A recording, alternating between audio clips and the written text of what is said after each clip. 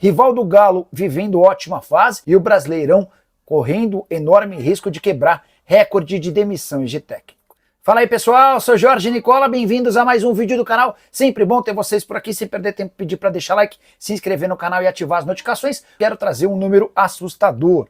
Campeonato Brasileiro de 2025 se credencia a estabelecer um novo recorde de trocas ou demissões de técnicos na história do futebol nacional. Já são 5 trocas em 6 rodadas. É importante lembrar que o recorde pertence ao Campeonato Brasileiro de 2010, com 30 trocas em 38 rodadas. A gente tem uma média próxima a um técnico demitido por rodada.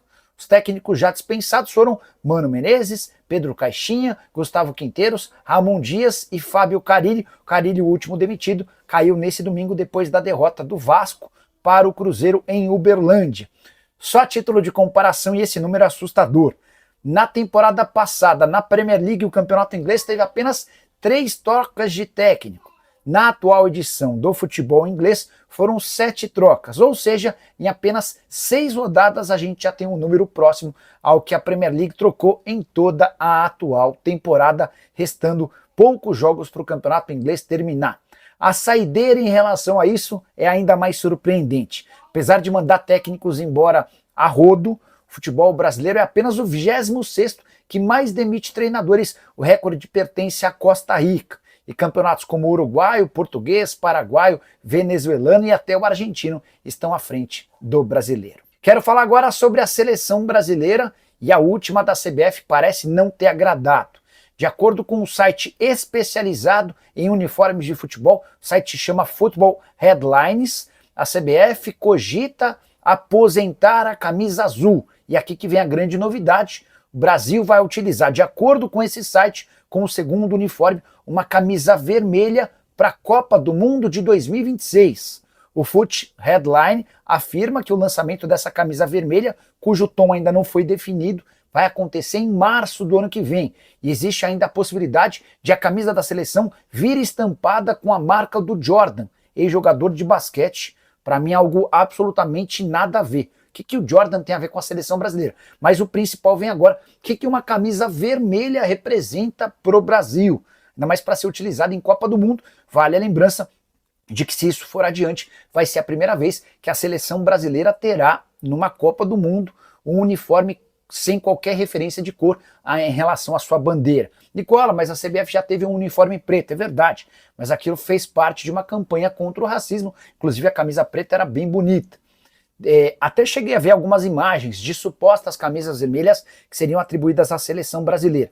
São bonitas, mas não tem nada a ver com a seleção. Gostaria muito de saber a sua opinião. Já uso o espaço para comentário e registra a sua opinião. Beleza? Bora com novidades sobre o Clube Atlético Mineiro. O Galo se prepara para um jogo chato nessa terça-feira na Copa do Brasil, na condição de visitante. Na teoria, o adversário Maringá da terceira divisão não deveria meter muito medo. Só que o atual adversário do Galo vem de 11 partidas sem derrota, são 6 vitórias e 5 empates nessa sequência. Maringá que venceu, nesse período de 11 partidas, o Curitiba, o Guarani, o São Bernardo, além de eliminar o Juventude na Copa do Brasil e o Atlético Paranaense no Campeonato Paranaense.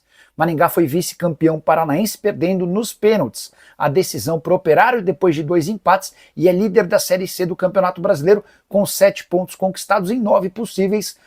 Há outros 4 adversários com a mesma pontuação do Maringá dividindo a liderança. Levando em consideração toda a dificuldade do Galo, especialmente nos jogos fora de casa, é importante que Cuca e companhia levem o confronto contra o Maringá a sério para evitar qualquer tipo de surpresa. Tava querendo te perguntar, Claudão, que você teve na Venezuela e agora em Mirassol, né? E 2 resultados bem frustrantes. O Atlético ganhando, né? Teve que virar contra o Mirassol, mas vai lá e toma aquele gol do empate. Como é que você observou isso de perto, Cláudio? Como é que tá o clima? E pra você, como é que foi isso? Esse sabor amargo de 2 empates. Um pela Copa Sul-Americana e outro pelo Brasileiro.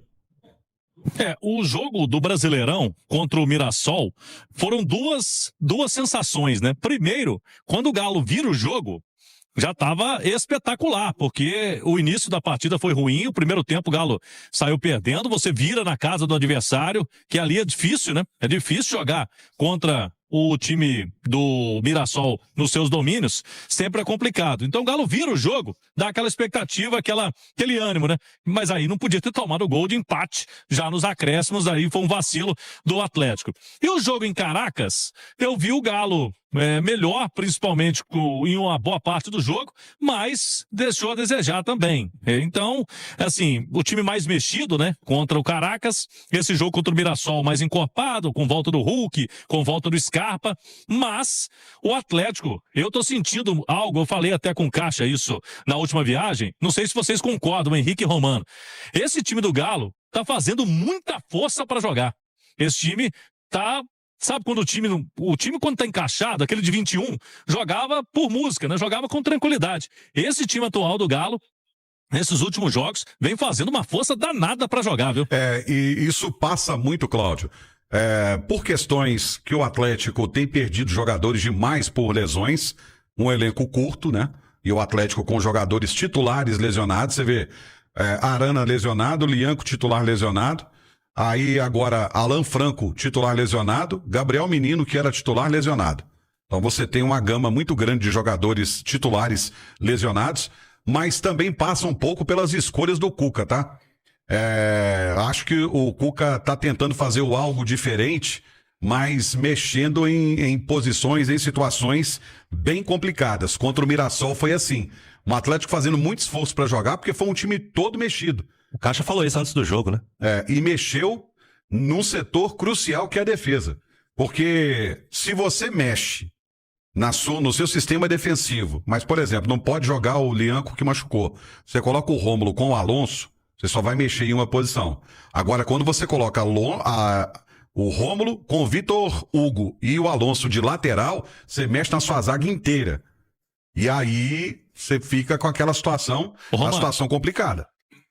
Ele perdeu paciência com o Caio, que ele teve 2 oportunidades, e aí não foi bem. Mas também não quis mexer no Rubens, né? Porque tem muito torcedor, e eu tô recebendo mensagens diretas, né, de torcedor. Aviso pro Cuca que tem que ser o Rubens na lateral, para não tentar mais o Alonso por ali. Então, só que ele não tá querendo tirar o Rubens do meio. Será que amanhã ele tira? Porque amanhã ele vai ter Fausto Vera, Igor Gomes e Scarpa. Ele pode ter esse trio no meio campo, liberando o Rubens para ser lateral esquerdo. E aí a Romano faz, como você disse, o Alonso é mais um. O problema todo é que ele não tem volante, né? É só ter o Fausto Vera. Deixa eu aproveitar uma mensagem aqui, até do Matheus Lima da Lariva. A Itatiaia já começou a queimar treinador para salvar a diretoria. Típico. Ô Matheus, ao mesmo tempo, né, que a gente aponta, né, que o Cuca, ele pode ter entrado errado, a gente já deixou muito claro aqui, eu acho que esse assunto é bem chato, né, sempre aparece, mas principalmente os nossos comentaristas, que de fato o Atlético tem um elenco curto. A gente nunca deixou de falar isso na Itatiaia. Eu, Henrique e André, eu respondo por mim. Eu acho que o Atlético tem um bom time, tem algumas boas peças no banco, mas concordo que precisa contratar. E esse foi o tema de vários programas aqui, tá? Eu sei que isso fica na cabeça do torcedor, né, que sempre a gente vai ser cobrado por isso, que às vezes a pessoa, né, Romano, não quer nem que a gente cobre da diretoria, quer que a gente ofenda a diretoria para testar a gente. Isso. Né? Isso não vai acontecer. Assim como a gente também, eu principalmente, acho que o Romano também, o Cláudio também, a gente não ofende jogador, né? A gente fala que o cara tá mal, a gente não vai queimar o cara e falar que o cara não presta e etc. Então a gente tem respeito para cobrar. E cobrança para a diretoria de um elenco curto, aqui, pelo menos na mesa redonda, a gente não deixa de fazer. E o Cuca falou isso, né? O Cuca, em toda entrevista, ele deixou isso bem claro. O elenco é curto, o Atlético preferiu não contratar, por exemplo, lateral esquerdo reserva, porque trouxe o Caio para poder jogar por ali. Aí o Caio chegou jogando meio campo, ataque, mas não jogou de lateral. O Atlético tem carências. Agora, as carências do Atlético, elas não podem, de forma alguma, mascarar que algumas escolhas do Cuca em jogos têm dado errado. A gente tá aqui para falar. Tá queimando treinador. A opinião dele, se ele acha que tá queimando, é um problema dele. O que a gente tá dizendo aqui é que, primeiro, que o Cuca não é Deus, ele também erra. E ele tem errado com algumas escolhas, como foi a escolha, por exemplo, no jogo passado contra o Mirassol, que o Atlético teve muita dificuldade, um esforço gigantesco para poder jogar, porque o time estava desencaixado. Isso é uma grande verdade. Ô, Romano, você colocaria de volta o Caio? Eu colocaria amanhã? o Caio de volta amanhã. Isso, aí o Alonso escolhe outro zagueiro. E aí você tem pode ser o Rômulo, pode ser Eu até me estranhei, porque pra mim jogaria o Igor Pois é. Rabelo, e ele colocou o Rômulo.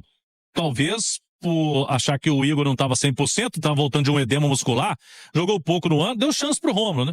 Mas o Igor Rabelo realmente está tendo muito pouca chance nesse time aí do Cuca, dessa temporada, né, Romano? Então vamos ver se amanhã ele faz isso, se ele coloca de volta o Caio, porque eu acho que o Cuca teve o mesmo entendimento nosso, que não deu certo, o esquema ali com o Alonso saindo da zaga, porque ele mexeu na zaga inteira, né, como você disse, já não tinha o Lianco, já não tem o Alonso ali, né, lateral, e o meio campo, Fausto Vera, Rubens, e aí o Igor espera, né, começa o Scarpa. Pois é, o Igor espera. O Igor que foi titular, o Scarpa reserva contra o Botafogo. Você sabe qual é o grande... Ou o Igor até pode entrar se ele mudar o esquema para um 4-4-2, né? Você deixar na frente só Rony e Coelho. Sim. Ele pode fazer isso. É só até... Não, mas você tirou o Hulk do time. O Hulk tá fora no Brasileiro, perdão. Não, mas você tem a possibilidade, aí o Igor Rabelo ficaria fora. Mas é porque eu tô tentando falar um negócio Igor aqui. Gomes. O Igor Gomes fora. Tentando falar um negócio aqui, que é o seguinte, eu vi muita gente reclamando, falando da performance, por exemplo, do Natanael no jogo contra o Mirassol. Eu quero só mostrar um panorama aqui para que, às vezes, as pessoas possam me entender. É o seguinte, quando você muda a sua zaga praticamente toda, o seu volante fica maluco para poder dar uma cobertura nesse sistema. E aí é a questão do menino na lateral. Por que eles fizeram? Vamos jogar em cima dele. E aí, quem estava no meio campo se matando para poder fazer esse tipo de cobertura. Então, é uma questão de conjunto, de você já saber o momento certo, porque quando você está jogando com a turma há um tempo, os caras naturalmente já sabem, lado direito eu vou fazer a cobertura, lado esquerdo você faz a cobertura. Tudo isso influencia por conta dessas mudanças constantes que o Atlético está fazendo. E aí, algumas que não deram certo. Por exemplo, ele vai permanecer com o Rômulo amanhã na zaga ao lado do Alonso, ou ele vai colocar, por exemplo, o Ivan Román, que foi titular contra o Vitória. Porque tem um detalhe, até foi feito um questionamento hoje na Itatiaia e eu concordo. Rômulo e Vitor Hugo. É a dupla que tem treinado no time reserva na Cidade do Galo? Será que não é o Igor Rabelo que está treinando com o Vitor? Então, assim, sabe? São questionamentos, são situações, porque, pelo que a gente viu no jogo, eles não treinam juntos. Então, a gente não viu um certo entrosamento deles ali. Então, é uma questão muito complicada quando você mexe demais no time, Cláudio. É verdade. Ele tem ciência disso. O Cuca até tenta mexer o mínimo possível, mas vocês destacaram algo muito importante, que eu concordo que o nosso ouvinte aí, que deu a cornetada, eu concordo que não dá para queimar o Cuca, e eu não vejo, nem na Itatiaia, nem em outros meios, ninguém tentando queimar o Cuca. O Cuca, por enquanto, tá todo mundo pontuando que realmente o elenco tá curto. Se a gente analisar, pessoal, Lianco, Arana, Gabriel Menino, que foi boa parte do ano, Alan Franco. Só aí são 4 titulares fora. É muita coisa, praticamente meio time, jogadores que estão lesionados e principalmente no setor de defesa, que a gente está discutindo aqui e que o Cuca está tentando encaixar aí, achar o melhor encaixe. Isso aí, o Rodinei, lá de Pouso Alegre, Cláudio. É pertinho, né, da sua terra, Três Pontas. Tá. Sim, aqui. Qual a diferença de elenco? Igual do ano passado, com as lesões e elenco curto que tinha com o Milito. O Atlético está sofrendo muito, né, com as lesões. Sim. Só que eu vejo uma diferença hoje do ano passado. Além de sofrer com as lesões, quando tinha o elenco em mãos, o Milito deixou o brasileiro de lado e focou nas Copas. Neste início de ano, o Cuca tá tendo problema com lesão pra caramba e não tá poupando o time, né? E perdeu 3 jogadores, né? Da final do Mineiro pra cá, ele perdeu 3 jogadores. Não, se você for olhar o DM hoje, são 7, 8 jogadores. Né? Sem querer poupar em qualquer competição. E eu passei pano demais pro Milito ano passado, tem muito atleticano que me xinga por isso. Né? E o Cuca teve que apertar a corda, porque vocês vão se lembrar que o Atlético voltou dos Estados Unidos com uma situação muito delicada, podia não ficar Podia ficar fora da final do Mineiro, realmente, né? Então ele não pôde revezar, né, Romano? Elenco ali no início do ano, quando todo mundo faz, reveza no Mineiro. Ele botou o time titular. Sempre, agora que ele começou a rodar um pouco o elenco, mas, por conta disso, ele apertou muito a corda e aí muita gente começou a lesionar. O número de lesões é muito grande, até porque, você vai se lembrar, Cláudio, a gente falava pós-Mineiro sobre a sequência de 66 dias de jogos em cima de jogos. Acho que dá uma média de um jogo a cada 3 dias, né? E isso sem contar Exato. as viagens, né? O Atlético Libertadores foi parar no Peru, né? Depois agora, daqui a pouco vai parar lá no Chile. Então assim, foi para Caracas, e sem contar as viagens aqui dentro do Brasil também. Aí a pessoa vai assim, mas vai de avião. A questão não é ir de avião, a questão é o tempo que você perde viajando, que poderia ser de recuperação ou de treinamento. É esse tempo que você acaba perdendo. Agora, o que não pode também é você, às vezes, tentar inventar algumas situações, né? Às vezes o óbvio, ele é mais salutar do que você inventar. Por exemplo, o Atlético tá cheio de problemas, né? No Brasileiro, contra o Juventude, não vai ter o Hulk. Não custa nada, às vezes, você abrir mão do esquema com 3 atacantes, você coloca 2 atacantes, dá uma liberdade maior no meio campo. Mas tudo isso passa pelas... E até acho que Pois vai. O jogo do Juventude, eu acho que ele tendo o Igor Gomes agora, ele faz essa dupla de ataque que você citou há pouco, Rony e Coelho. Porque o que seria, inclusive, inteligente por conta do setor de meio campo do Juventude, que é muito chato. O meio campo do Juventude é um meio campo muito rápido, então, assim, acho que, inclusive, o Cuca pode rever um pouquinho, porque quando você tem todos os jogadores à sua disposição, você pode colocar seu esquema favorito. Sim. Mas nesse momento, é um momento de contenção, é um momento de uma contenção de guerra. Então, assim, não dá pra jogar com 3 atacantes, eu não tenho o Hulk. Vou colocar dois atacantes, dou uma reforçada no meu meio campo, até pra dar uma segurada no meu sistema defensivo ali, uma proteção maior. Então, acho que ele pode fazer isso. Contra o Maringá, ele vai ter o Hulk à disposição, ele tem problemas na lateral, tem problema na zaga, né? Mas é mais administrável, ao meu ver, do que o jogo contra o Juventude. É isso aí. 9h28, Claudão. Então, torcedor atleticano, duelo difícil que o Galo vai ter, né, pela Copa do Brasil contra o Maringá. Uma equipe chata, né, enjoada, e esperamos que o técnico Cuca consiga montar um esquema com os jogadores disponíveis, né, que tem, já que o Galo está com bastante jogador no DM e precisa de reforços, né. Então tem que ir com o que tem. Espero que o Cuca consiga fazer uma formação ideal e os jogadores consigam corresponder com o que a gente espera do Clube Atlético Mineiro, sair vitorioso desse confronto, né? São 2 partidas, o Galo faz essa partida fora de casa, depois decide em casa, né?